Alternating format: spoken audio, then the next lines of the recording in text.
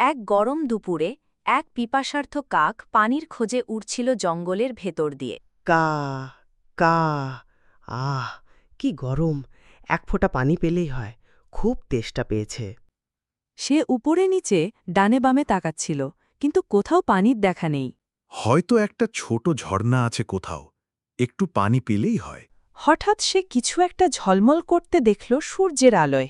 ওইটা কি একটা কলসি নাকি? সে নিচে নেমে এলো আর কলসির ভেতরে তাকাল। ওহ, নিচে পানি আছে, কিন্তু ও মা, ঠোঁট তো পৌঁছাচ্ছে না। সে অনেক চেষ্টা করল, কিন্তু পানিতে ঠোঁট পৌঁছল না।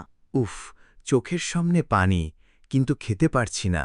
তবে সেই চালাক কাক হাল ছাড়ল না। সে চুপচাপ ভাবতে শুরু করল। কোনো না কোনো উপায় তো আছেই। যদি পানির স্তরটা উপরে আনা যেত। তখনই তার চোখ পড়ল পাশে পড়ে থাকে কিছু ছোট পাথরের দিকে। এই তো পাথর! মাথায় একটা দারুণ বুদ্ধি এসেছে। সে একটা পাথর ঠোঁটে তুলে কলসিতে ফেলে দিল। দেখি কি হয়। হ্যাঁ, পানি একটু উঠেছে। সে একে একে পাথর তুলে কলসিতে ফেলতে লাগল, দম ছাড়ল না।